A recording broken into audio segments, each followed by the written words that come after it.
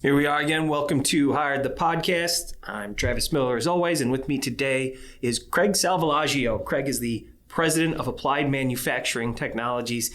Craig is such an active member in the Association for Advancing Automation, board of directors on the Robotics Tech Sector board, committee member, co-chair of the Certified Integrator Committee.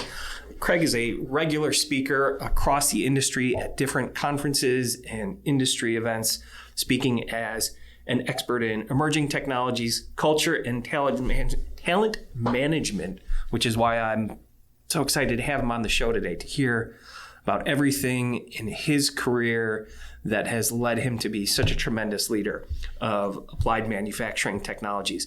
Craig, welcome. Thank you, Travis. Pleasure to be here with you today, and look forward to our discussion. You bet. And I mentioned what you're up to now, but I didn't bring up how you got there because it's a unique story. It's an interesting journey and one you don't hear a lot about that led you from where you were to where you are today. So, and I think it's important, and listening to interviews where somebody immediately comes in and lists off their resume usually isn't very interesting. But I think to hear your story, it can be pretty inspirational for what companies can be capable of hiring when they're open-minded with where a person can go based on where they've come from. So how did you end up where you are today, Craig? Yeah, no, it's a great opportunity to explain my background. And, I had the fortunate opportunity to join a very entrepreneurial type of company where that spirit of, allowing you to grow at the pace you want to was really encouraged through the organization. And, got started with my mechanical engineering undergrad degree where there was a robotic concentration up at Lake Superior State University. And one of the professors at the school, Jim Devaprasad, was really an advocate for robotics in the industry and really, tried to tie associations and industry, back into the school.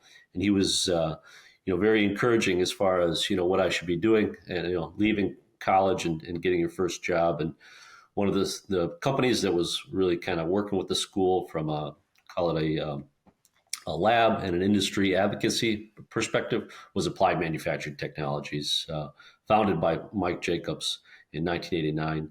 And, had the fortunate opportunity to join the organization at an early age, get started in the early days of robotics, where we were doing a lot of software development on vision-guided robots and allowing robots to do bin picking applications and stuff that hadn't been done before.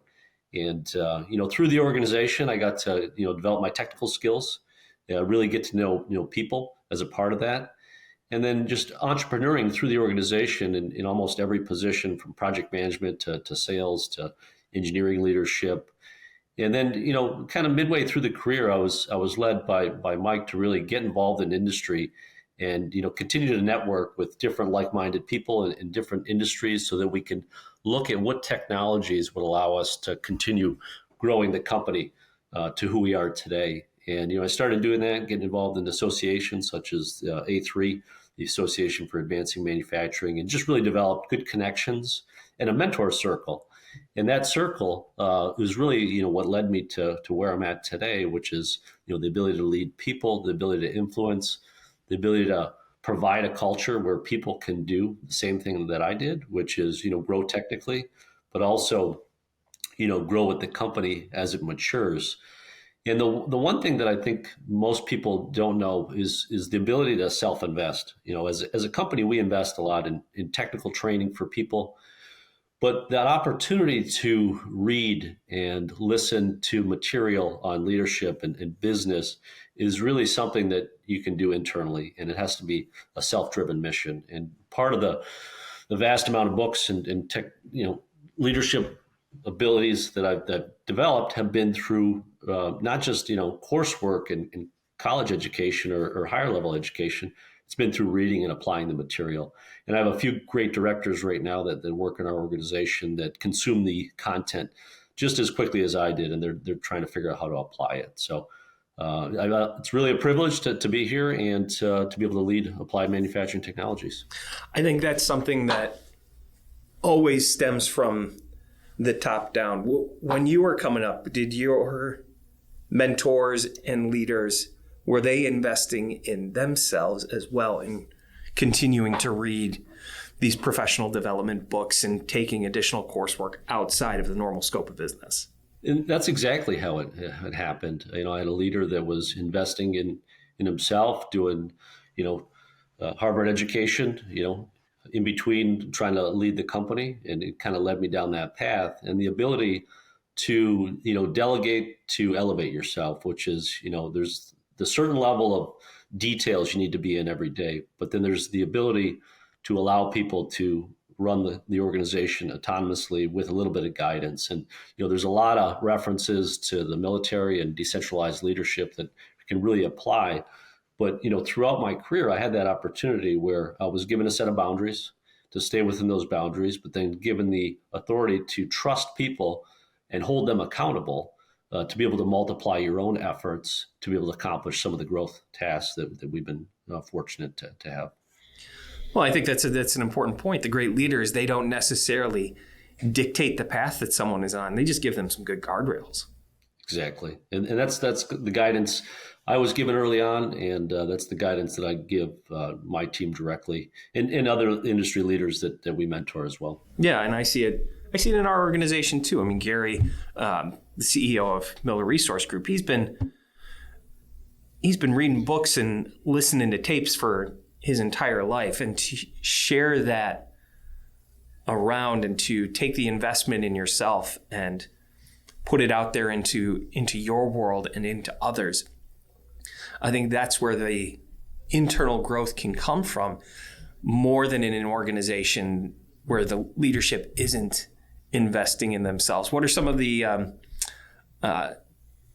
books or authors or programs that have been big influences for you and your team, Craig? Yeah, some of the stuff we practice on a daily basis, which is more tactical, is the work by Vern Harnish.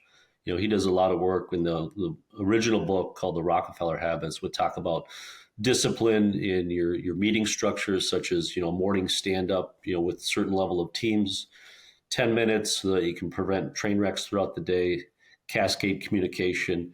And then you can cascade those through technical teams and then up to the executive team.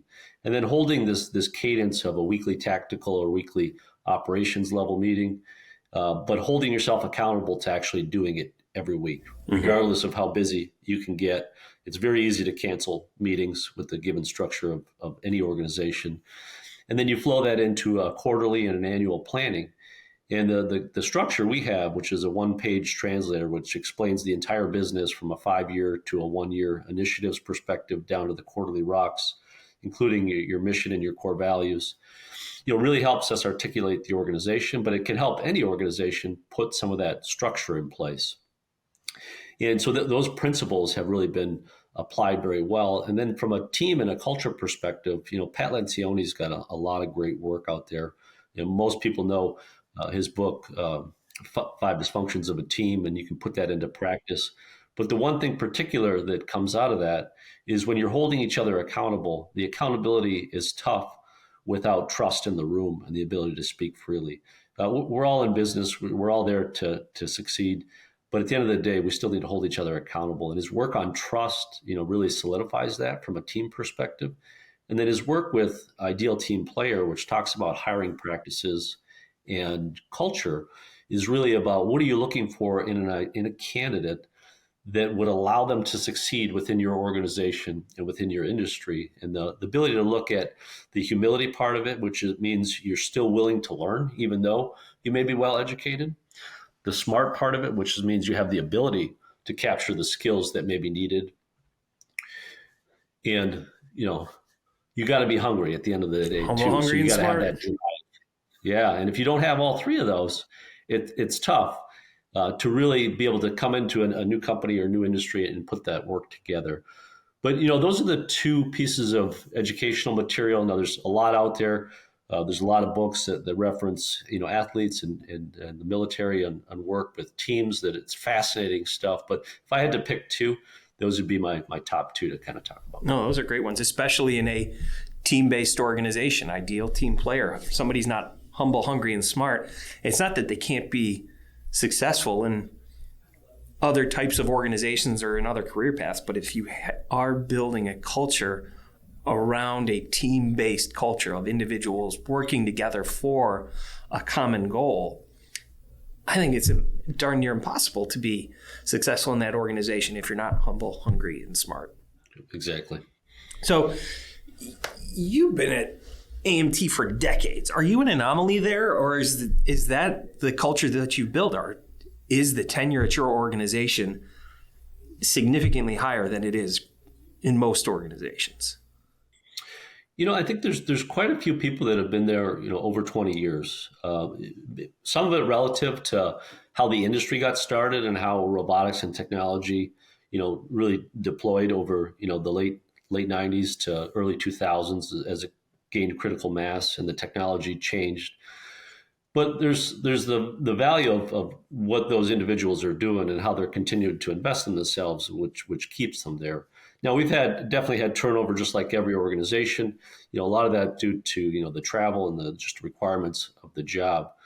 But I think the generation that entered 20 years ago, 25 years ago, they're there for a reason, because they enjoy the culture, they enjoy the environment that they're operating in, and they have the freedom and flexibility to practice their craft.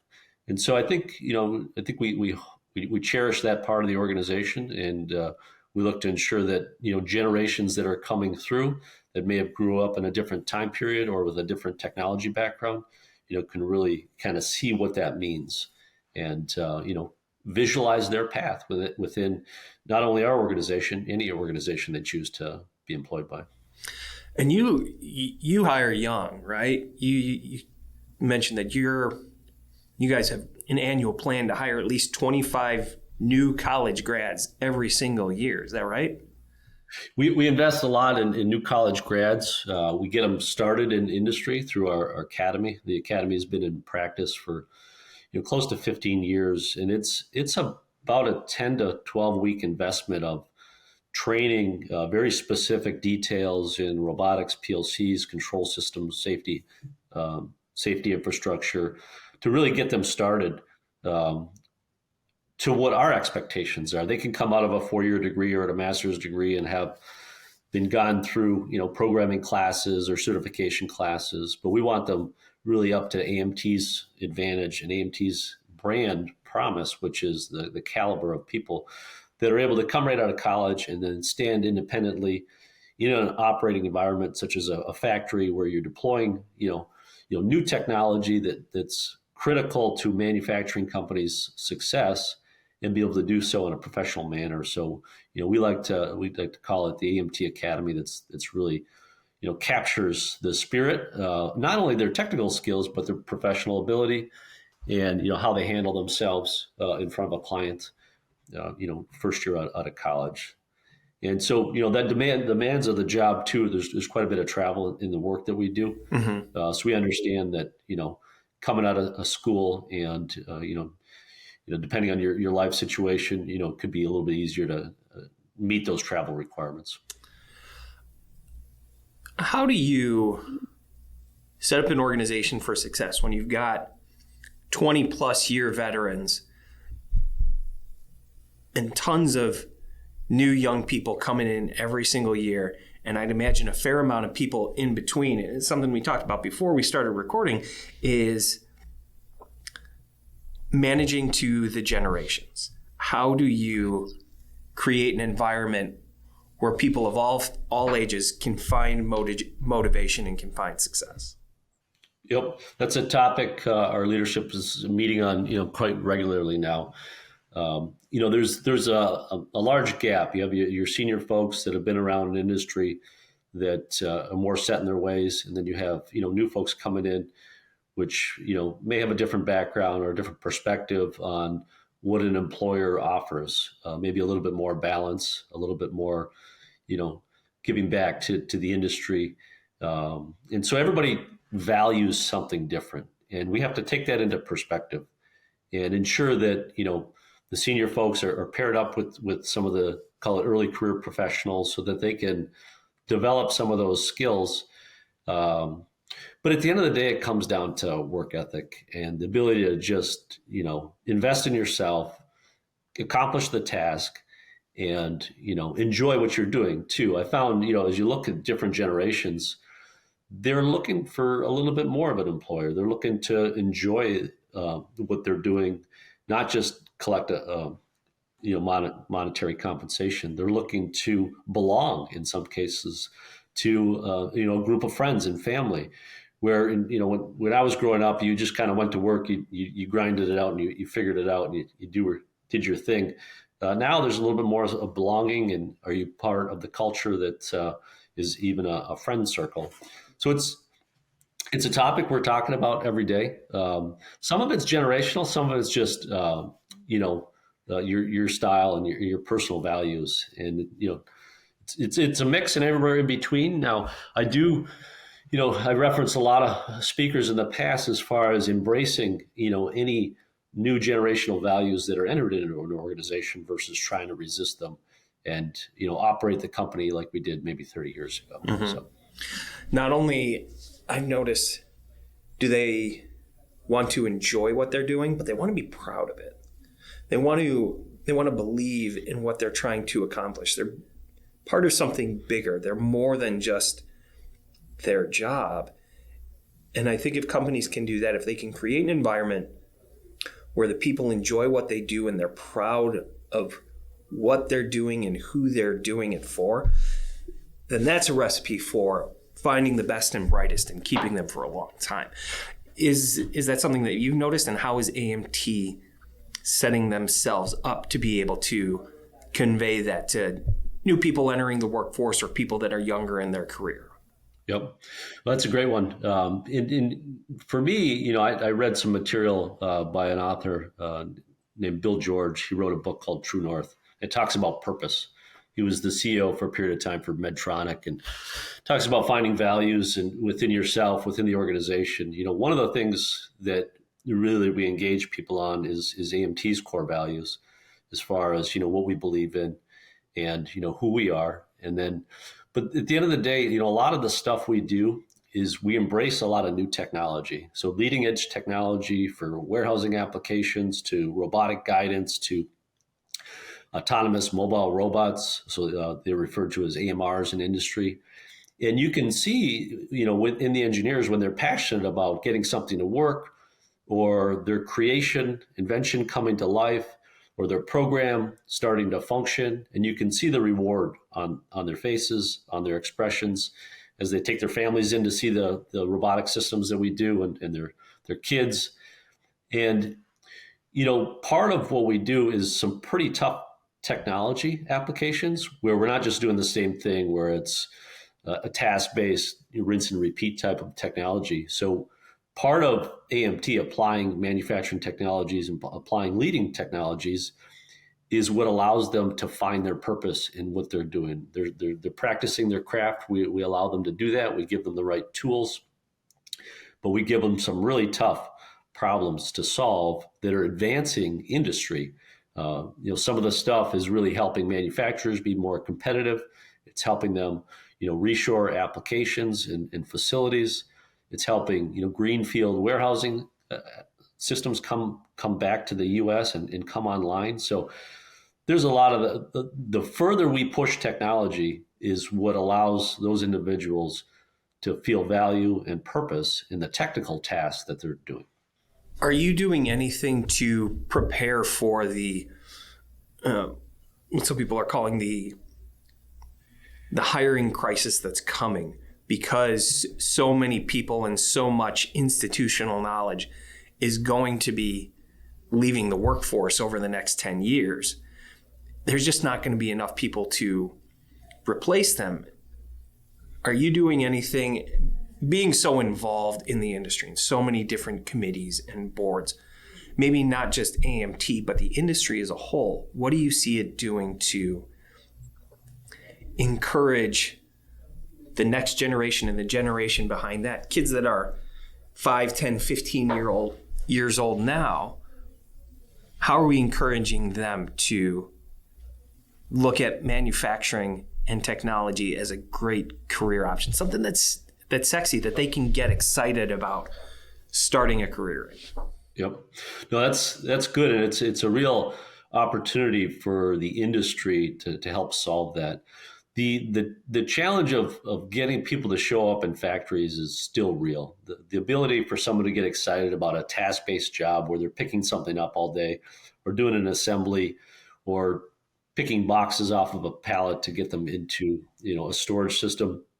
These tasks, they're not a desired opportunity as they were maybe 5-10 years ago. And so what that creates is the ability to ensure that automation is helping these manufacturers become more productive and operationally profitable.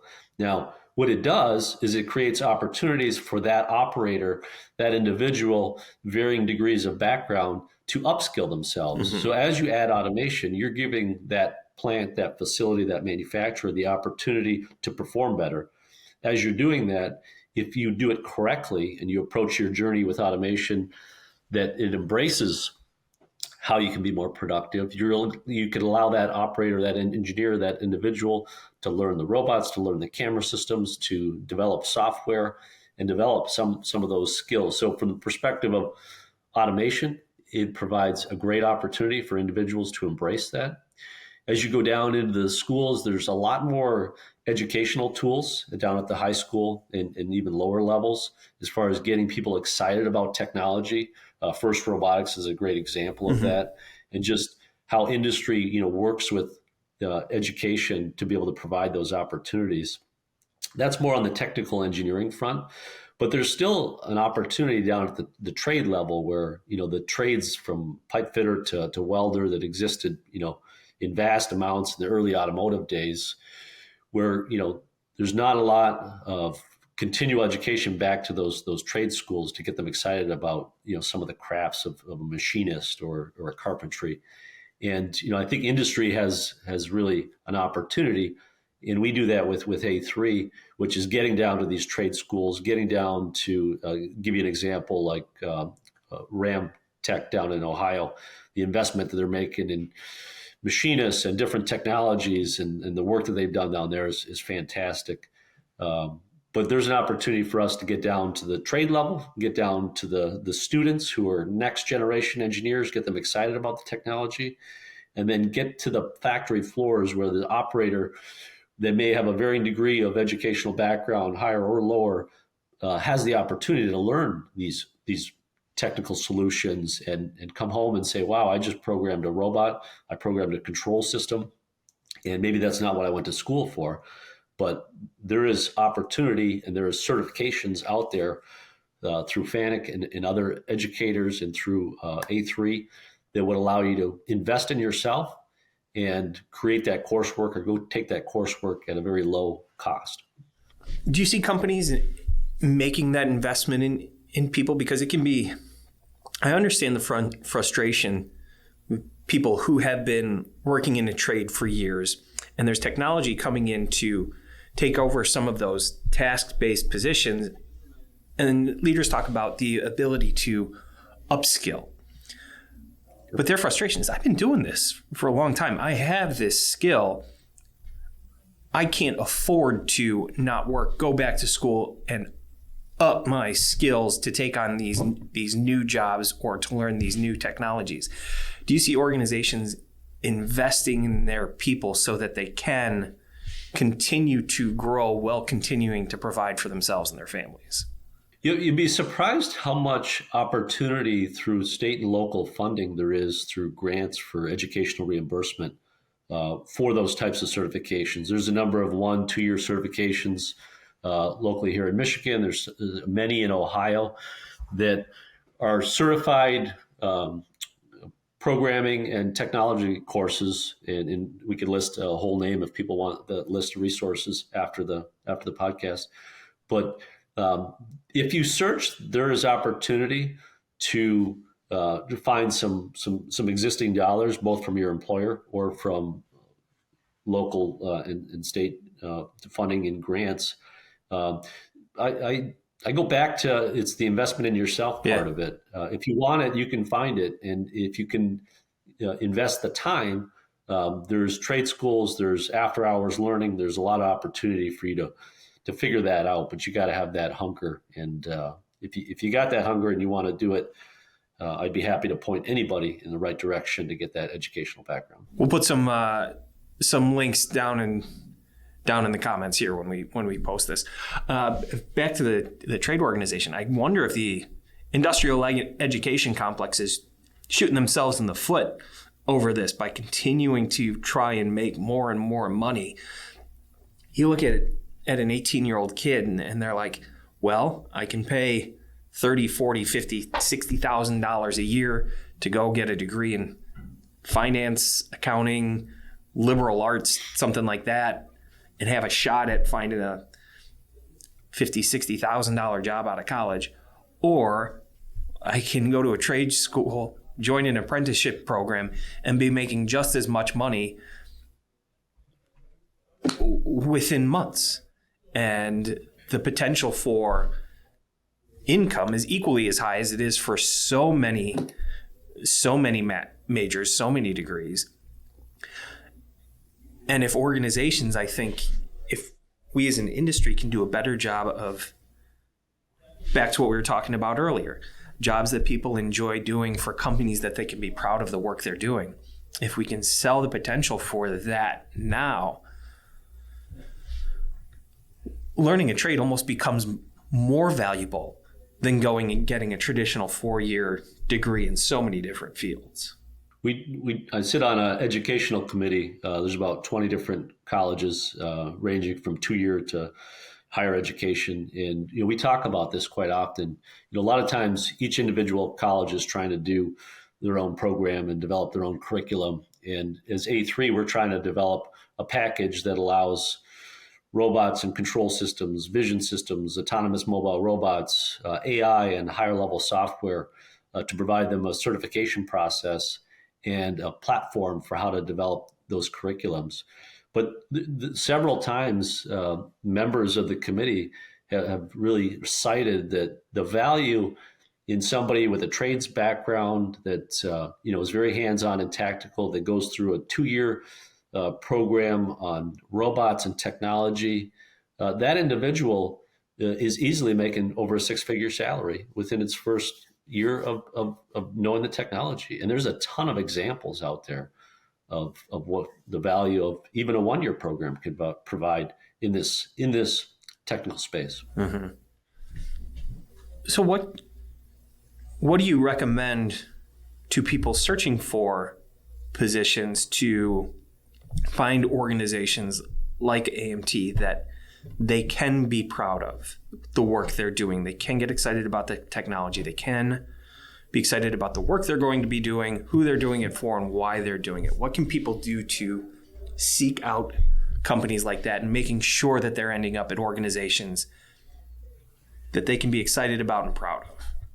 Yeah, that's it's a great opportunity to look inward and ask yourself, out of the things that you value and the things that you feel passionate about, first off, do you want to work for a large organization or do you want to work for a smaller, medium-sized organization? You got to answer that question. And some people like the higher structure and the global company operating systems and the ability to get to a very high level and what that means as far as managing large teams of people.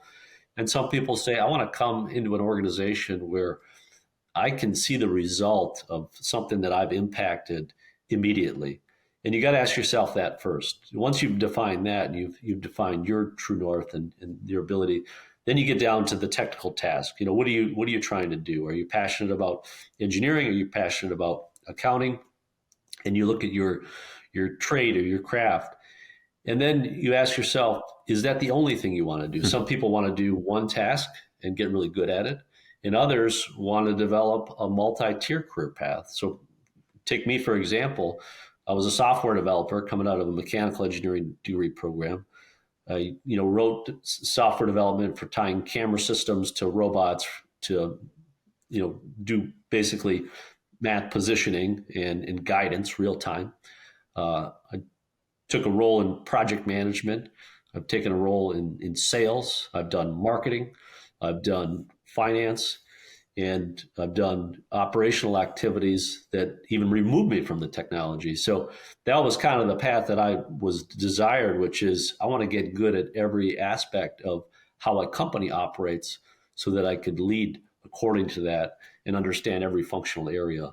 So you got to kind of ask yourself, big company, small company, technical, do I like doing the same thing every day? There's a lot of companies out there that do repeat of the same system, the same product, whatever it is, or do I like to invent? And if you want to invent, there's a lot of aerospace companies and large companies that allow you to do that. But if you want to work on creating technical solutions where everything's somewhat new and every opportunity is going to be, a new challenge where you got to think. The other aspect of that is what pace the company's operating at. Mm-hmm. Startups, for example, you're in at the ground floor, and there's a potential that startup doesn't exist in a year or 5 years from now, but there's also the potential that if it does, you have an opportunity for a larger career path, and they're typically moving fast. They're making decisions real time, very tactical, and the speed at which an organization operates at is something you have to ask yourself. If you're walking in and the organization's growing and it's working fast, it might be a little messy on the inside because the processes or procedures don't exist. And if you're entrepreneurial, you would say, I see an opportunity, I'll jump right in and I'll fix that opportunity. If you're not, you're waiting for somebody else to do it. Maybe a small to medium-sized company that's growing isn't the right structure for you. That larger company that has business processes in place and infrastructure may be a better path. So I think as you define yourself, you got to ask yourself those types of questions. There's an exercise we do with people when we're interviewing them. It's called CLAMPS. It's an acronym. We love our acronyms. Challenge, location, advancement, money, people, and security. And you have them rank them 1 through 5, and then ask them why this was number one. Why wasn't this number one? And I think if people do that, they can get a pretty clear idea of what type of organization they're looking at. If you got a family at home that you're responsible for supporting, and security and money is number one, that startup environment probably isn't for you. Challenge and advancement, that brand new company might be right up your alley. And I just always thought that was a good way for somebody to look inward and figure out what's really important to them so that they can go out and try and find organizations that support what's important to them. Yeah, you'll have to share that with me. CLAMPS. Challenge, location, advancement, money, people, and security. I love it. We've been doing it for years, and it's been pretty insightful in a lot of cases. So you talking about people setting up a multi-pronged career path. Where do they want to go? If someone's earlier in their career, they're thinking about developing new skills or learning new technologies, where do you see the industry going in the next 5 to 10 years that you think people should be investing in themselves now to either learn new skills or technologies? Yeah, we've been asking ourselves what technology is going to disrupt the industry. And, Clayton Christensen's got a lot of work on technology disruption, going back from Blockbuster versus Netflix and all the different elements of how companies that couldn't see the next technology that was going to completely disrupt their business, a new platform was going to be available. And, right now, what we're seeing, again, industrial automation, robots, control systems, factory automation is the space we're in. Before there was very specific learning languages to each of the motion platforms, PLCs, robots. There are companies out there right now trying to create agnostic platforms that would sit on any brand of PLC or robot to allow it to operate in a more visual work object based environment. So software is going to be critical to the future, and ease of use. So, creating things that don't need operating manuals, creating operating experiences that you can teach to a child is what's going to really be deployed at the industry level. But what we're looking at right now is the combination of compute power, vision technology, LiDAR technology, and autonomy is creating new technical advancements that is allowing different technology to be deployed at mass scale. When I talk about this, just for anybody that's not on the technical side, think about your Roomba vacuum cleaner or is your self-driving, lawnmower, the self-driving capabilities, that's all being applied to industrial automation now. Mm-hmm. And it's being tied to what they call AMRs, autonomous mobile robots, which allow you to transport goods in a factory, just like a fork truck would, but in a very safe environment, given the stability and the payload and the object that they're creating. All that technology is what's allowing that to happen. But you need to understand, motion. You need to understand electronics. You need to understand the software capabilities, and then the compute power in which it operates. And so that technology, being able to overlay higher level software languages is going to be critical. And then, we're looking at AI and how that disrupts current applications and how that could even allow us to write standard libraries of code using, call it self-managed libraries that were developed using AI capabilities. Mm-hmm. We're even doing that right now on some vision applications for warehousing, where you have thousands of SKUs and you don't see the product before it enters the technical system or the storage system. And, AI with vision technology, which is the biggest use case for AI, being able to apply it to images and learning models, is allowing and unlocking a tremendous amount of applications. So developing those skills, understanding what that is, understanding how to write software at a high level is what's going to disrupt, at least our industrial space. How is AI and vision one of the biggest areas for growth that you see coming? Explain that to me as somebody you've forgotten more about these technologies in the last week than I already know. Yep. Yeah. So there's a lot of use cases around generative AI. It's in every Harvard Business School article. It's allowing students to write papers, at a lower level. You can go on right now and ask good questions and be surprised what kind of answers you get. So there's a lot of, I would say, tasks that human resources could be applied to and such. But for the industrial space, the ability to have images to be able to train a model is what allows the AI and machine learning algorithms to be applied at a much faster level. So sight and sensing are really the two things that are allowing AI to advance at the technical level. Which is where the disruption comes from. Got it. So it's back to your Roomba. It's going to teach it that to not run over the corner of my rug and suck it up, or if my dog happens to crap on the floor, it's not going to run over it and drag it all over the place. Exactly. So you got GPS, you got SLAM, you're learning as you go. So every day, just like you and I, we're trying to get just a little bit better than we were yesterday, or a little bit stronger in the gym. And these models allow it to improve and say, I did that last time and that created a fault condition. Let's not do that again. Craig, this has been great. If somebody is interested in reaching out to you about speaking at an event or an organization, what are the topics that you cover that you're expert on that they would get a lot of value from hearing you talk about? Yeah, I think speak at a number of events, some of them more on leadership and culture and just, operational environments of an organization. So that's one area. Technically, I speak on behalf of the organization for industry consensus standards related around safety and risk assessments.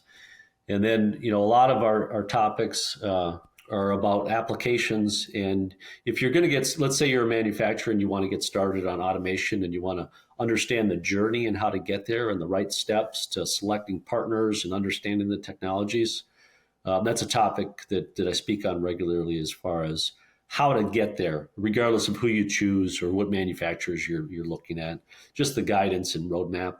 And then overall, program coordination and understanding, the success of how to drive new technology into your company. Great topics, including some technical ones on warehousing, logistics, palletizing, depalletizing, and warehousing. So all fun stuff that I'd be happy to share more. And if someone wants to get a hold of you, what's the best way for them to find you? Yeah, we'll put my credentials at the end of the screen here, but C. Salvalaggio at Applied Manufacturing Technologies, and or just log on our website and submit a request to say hello, and I'll get that information. Craig Salvalaggio, President of Applied Manufacturing Technologies. This has been a pleasure, sir. Really appreciate it. Big thank you to Noah Cuff, our producer. This has been Hire the Podcast. Talk to y'all soon.